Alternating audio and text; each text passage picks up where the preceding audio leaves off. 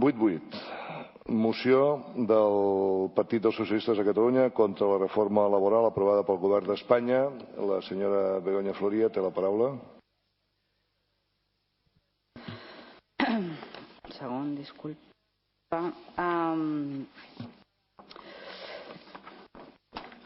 El Partit dels Socialistes de Tarragona va presentar aquesta moció dilluns entenent que la reforma laboral presentada pel govern Rajoy el divendres passat és una reforma que en aquest cas perjudica greument un dels eixos estratègics de la ciutat, que va ser aprovat pel consens de tothom amb el Pla Tarragona 2022 i que té com a objectius impulsar al màxim els sectors productius de la ciutat i generar ocupació. Entenem que les mesures aprovades en la darrera reforma laboral presentada pel govern, insisteixo, no van en aquesta línia, no van en la línia de generar ocupació, sinó que van en la línia de, en aquest cas, retallar drets dels treballadors i treballadores i potenciar, en aquest cas, mesures que sí que beneficien a les empreses, però que entenem que no són constructives pels objectius que aquest país ha de tenir.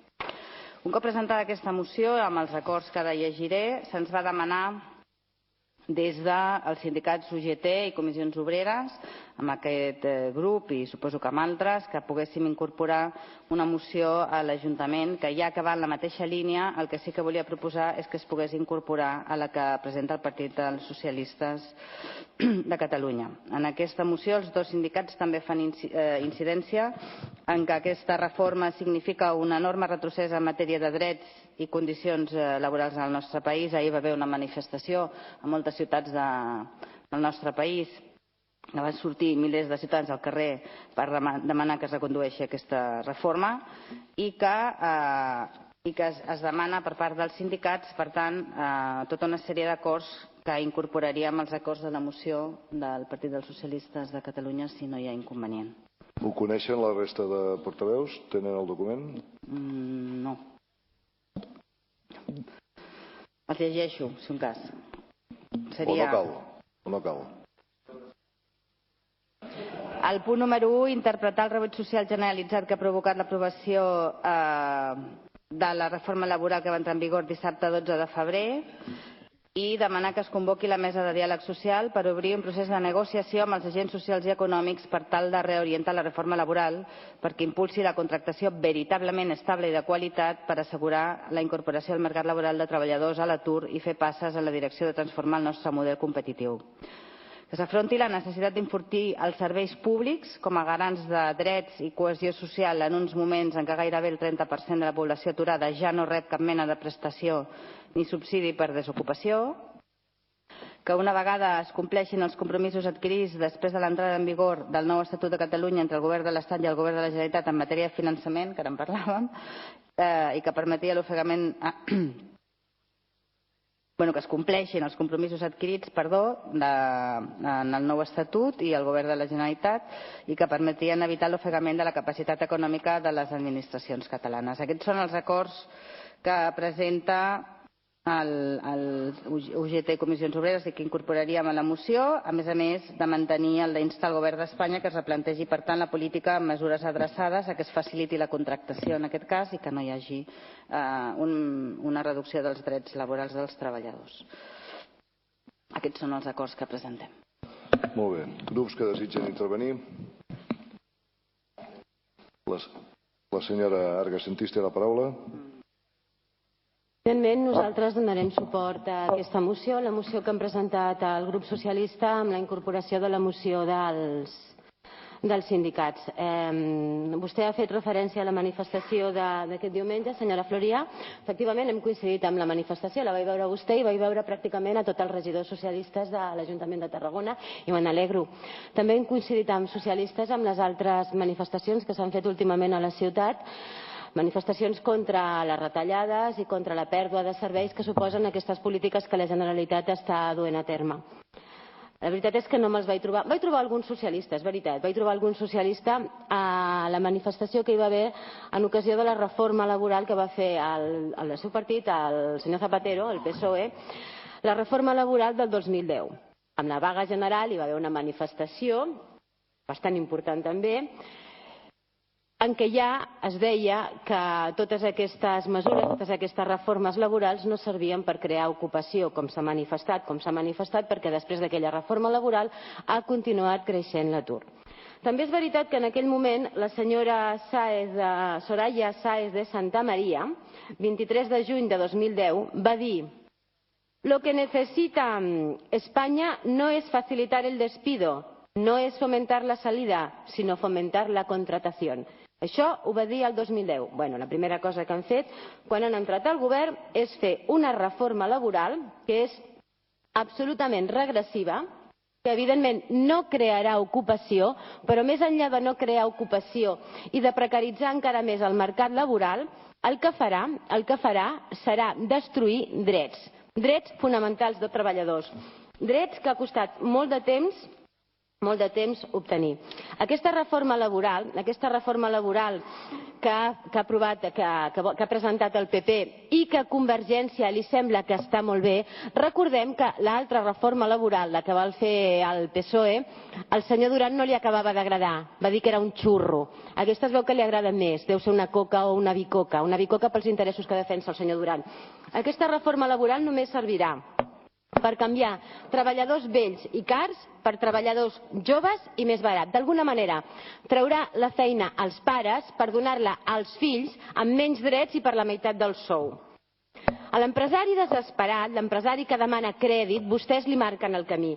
No li han oferit crèdit, no li ofereixen crèdit, no li proposen inversions en l'economia productiva, ni aquells recursos que es podrien desprendre d'una reforma fiscal que posés l'accent en un major esforç de les rendes del capital i de l'economia especulativa. No proposen una reforma energètica que aposti per nous sectors. El que li proposen és la reducció dràstica del nivell salarial. La reforma laboral suposarà una disminució dels salaris i suposarà tornar enrere amb un nivell propi del segle XIX. Això és el que vostès estan proposant. I això no reactivarà l'economia i això no crearà ocupació. I vostès ho saben. Gràcies. Té la paraula el senyor Alejandro Fernández. Moltíssimes gràcies, president. Bé, aquesta és una moció en contra de la reforma laboral impulsada pel govern d'Espanya. Hi ha tan poca convicció en l'exposició de la moció per part de la senyora Floria que ho vincula, com que no està massa convençuda del que diu, ho vincula en la moció al Pla Tarragona 2020. O sigui, no és un no rotund a la reforma laboral. Intenta, amb un exercici de malabarisme polític, vincular el no a la reforma laboral amb el Pla Estratègic 2022 de Tarragona. Miri, efectivament el Pla Estratègic 2022 de Tarragona el que diu és que, només faltaria, s'ha de fomentar l'ocupació. Doncs si algú ha contradit els objectius del Pla Tarragona 2022 són aquells que han governat i han deixat Tarragona amb l'atur més gran de la seva història. Aquests sí que han contradit l'esperit del Pla Estratègic 2022 perquè la crisi financera era mundial, però l'atur amb els nivells dramàtics que hi ha a Espanya no els tenim enlloc. Per tant, insisteixo, no parlin del 2022 perquè el rècord històric d'atur a Espanya s'ha aconseguit, com no podia ser d'una altra manera, amb vostès governant a Espanya, a Catalunya la majoria del temps i també en aquesta ciutat de Tarragona. Ara bé, és absolutament legítim, només faltaria que es pugui discrepar d'aquesta reforma laboral des de posicions ideològiques com les que ha expressat la senyora Sentís. Però que s'ha de dir, i la democràcia és com és, que són posicions a dia d'avui minoritàries a la societat catalana i a la societat espanyola. Minoritàries des del punt de vista parlamentari i minoritàries també en el conjunt de la societat. El Partit Popular té majoria absoluta, una majoria molt àmplia. Però, malgrat això, han pres 3 decisions polítiques de calat i que han tingut majories encara més àmplies parlamentàries i, com s'ha pogut comprovar també, socials. Primer va impulsar un decret de mesures urgents que fins i tot eren delicades des del punt de vista de la ideologia liberal que defensa el Partit Popular. No tinc cap problema de reconèixer-ho. Doncs es van aprovar més de 200 escons al Congrés dels Diputats, no només amb els vots del Partit Popular. Però és que, és més, segons el diari El País, no massa sospitós de recolzar el Partit Popular, el 65% dels espanyols, en enquesta, també a Catalunya també, recolzaven aquest decret de mesures urgents. Després ha impulsat una reforma laboral que, tot i que tenim majoria absoluta clara, ha tingut també el recolzament de més de 200 escons. I segons les enquestes aparegudes recentment, el 70% de recolzament a la societat espanyola. El 70% de recolzament a la societat espanyola. Evidentment, de la gent que legítimament s'ha manifestat en contra, no. És evident, però en enquestes aparegudes en mitjans de comunicació de tot tipus, 70%. I finalment ha pres una tercera decisió de calat, que és la reestructuració del sistema bancari espanyol, amb unes exigències als bancs importants. Aquesta ha sortit amb 313 vots al Congrés dels Diputats. 313. I aquesta ja és, en fi, el 82% de recolzament de la ciutadania. 82. Per tant, es nota. I d'aquí ve que, en el fons, de manera legítima, però s'ha vist clarament de manera prudent i una mica timorata, si se'm permet l'expressió, els sindicats han reaccionat de manera prudent davant del que veuen clarament que són mesures del govern Rajoy molt majoritàries i amb ampli recolzament social. I s'han vist manifestacions, senyora Sentís, a la història de la democràcia espanyola molt més grans que les que s'han vist en aquests darrers dies, que són perfectament legítimes i més que respectables, sobretot si es fan de manera pacífica. Però crec que és evident que a Catalunya i a Espanya, tant en l'àmbit parlamentari com en l'àmbit social, hi ha un profund recolzament. I és més, i amb això acabo, fins i tot les enquestes que estan sortint, també d'altres mitjans de comunicació, el que estan marcant és un reforçament de les forces polítiques que defensen aquestes mesures, que traurien, si es fessin eleccions generals demà, encara més vots, i un estancament o baixa fins i tot d'aquelles formacions polítiques que expressen opcions ideològiques diferents. Moltíssimes gràcies. Gràcies. Té la paraula el senyor Busquets. Gràcies. Bé, bon dia a tothom. El primer que he de dir és que un cop he tingut les dues mocions, les he llegit diverses vegades, de fet, els he de reconèixer que l'únic que constato en l'argumentari d'una i l'altra és que únicament s'exposen clitxers ideològics. Parteixo de la base també que quan jo he analitzat en concret la moció del Partit Socialista, a part del lapsus linguae de la reforma electoral, no sé en què els hi ha traït el subconscient, es diu: cal que tothom sumi per tal de trobar camins de reactivació. Cal un gir cap a reformes que facin créixer les activitats econòmiques i facilitin la contractació. Doncs bé, precisament d'això és del que es tracta, de reactivació i facilitar l'ocupació, i és el que persegueix la reforma laboral, i ho diu ben clarament l'exposició de motius del decret del que estem parlant. Amb 5 milions d'aturats i un atur juvenil per superior del 50%, convindran amb mi que no s'hi convé a frivolitzar ni restringir el debat a tàctiques acostumades, doncs en aquest cas, com del Partit Socialista, oposició que no tenen raons a res. Convindran també tots que la situació és d'extrema gravetat, que requereix d'una reforma laboral seriosa i en profunditat. Més tenint en compte que les reformes que s'havien fet fins ara no han tingut cap mena d'efecte i ens han portat a la situació que ens han portat. Es tracta, doncs, de posar condicions perquè realment es doni aquesta flexibilitat que es necessita en el mercat laboral per traslladar confiança als emprenedors, a les empreses que són les que generen ocupació, i per crear aquests llocs de treball en el futur. Aquí jo també els fidaria una mica de reflexió, en el sentit de que si mirem els països que ens envolten no podem viure d'esquenes, amb un sistema laboral, d'un marc normatiu laboral que ve de fa molts anys, antiquat, rígid, que dificulta fins i tot la confiança de l'empresari, que és el que genera l'ocupació, fins i tot en èpoques de bonança. Perquè si mirem les dades, fins i tot en èpoques de bonança nosaltres érem capdavanters en atur. Tampoc podem viure en contraposició a economies similars a la nostra, que amb marcs laborals molt més flexibles al nostre, tenen, abans i actualment, com he dit, índexs d'atur molt més baixos. És cert que la reforma a curt termini no generarà ocupació, però posa les bases perquè se'n generi. Ha d'anar acompanyada, com de fet nosaltres diem el grup Convergència i Unió, tant aquí a l'Ajuntament com al Parlament i al Congrés, d'altres mesures, d'altres plans d'incentivació i de xoc, i en tots els sentits, és a dir, fins ara darrerament s'ha aprovat la reforma del sistema financer. Entenem que la reforma laboral està ben orientada. Una altra cosa també és que no estigui prou ben explicada. Es parla de l'acomiadament pràcticament lliure, no, les causes també s'han d'objectivar. Per tant, els emplaço que sumin constructivament durant el tràmit parlamentari. Aquí els he de dir que mala peça el taler tenen perquè realment no sé amb quin parlamentari hem de parlar, perquè els senyors Vallès i Ruiz ja sabem el paper que pinten a Madrid i potser senyora Carmen Chacón, que ara ha aparegut miraculosament, potser els hi podrà solucionar la papeleta. Moltes gràcies. Sí, Com a ponent en rèplica i passaríem a votació. A mi el que vull lamentar és el to de determinades intervencions que el que estan fent és directament, no des dels arguments, sinó atemptar contra el respecte de les persones. Crec, senyor Busquets, sincerament, que el comentari respecte als diputats Vallès i Ruiz se'l podia haver estalviat. I li dic des del carinyo, però jo crec que les coses es poden argumentar políticament i no cal posar-se amb altres persones, i menys amb aquest to tan irrespectuós com el que vostè ha fet servir avui. Per tant, entenc o li recomano o com a mínim li demano que quan es refereixi com a mínim a diputats a corts del meu partit i no del meu sinó de tots ho faci amb més respecte. Perquè tothom fa la seva feina. Posicionaments ideològics diferents, però tothom fa la seva feina. I jo no jutjaré mai què fan la resta de diputats malgrat no estigui d'acord amb les seves idees.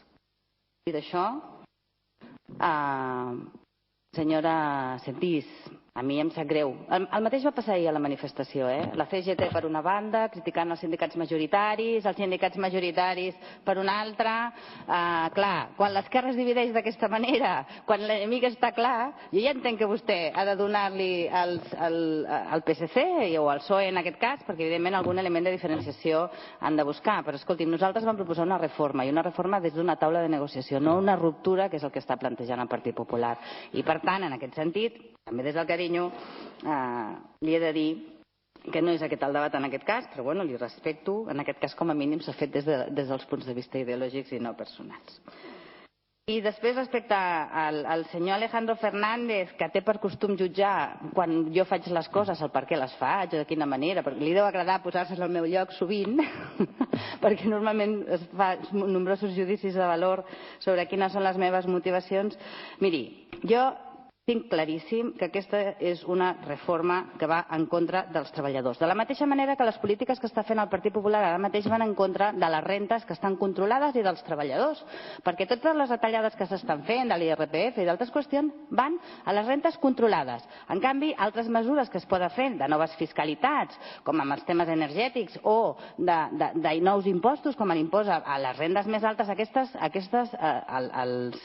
sobretot el tema de les grans fortunes, aquestes no es posen damunt de la taula. Bueno, perquè són polítiques diferents, però diguem-ho clar i català. Vull dir, una cosa és fomentar l'ocupació, que ja sabem que per vostè totes les culpes d'aquest món mundial estan en l'alcalde Ballesteros, sobretot quan parlem de l'atur, quan estem parlant d'una recessió general, però bueno, jo crec que això ja no comença a ser-ho, perquè d'aquí 2 dies li pot passar a vostè que li diguin al regidor de l'atur depèn com vagi aquesta reforma. I no ho farem, no pateixi que no ho farem.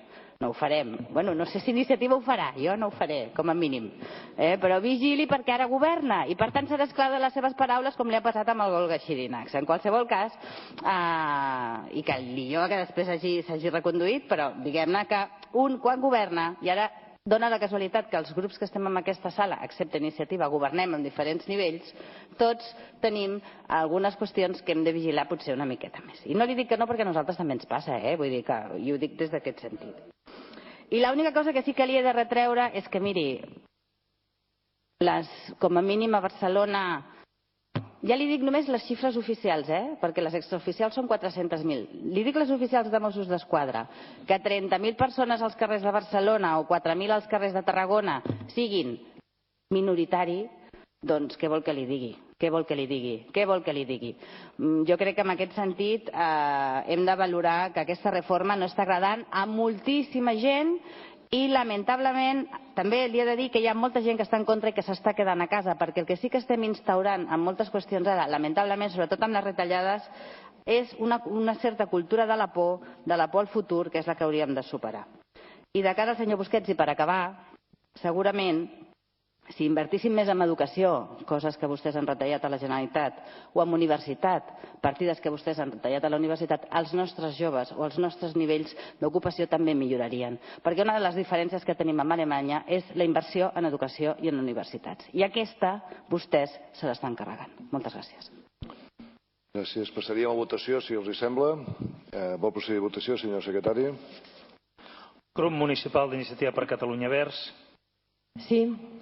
Grup Municipal del Partit Popular. No. Grup Municipal de Convergència i Unió. No. Grup Municipal del Partit dels Socialistes de Catalunya. Sí. Per tant, queda rebutjada la moció per 12 vots a favor i 14 en contra.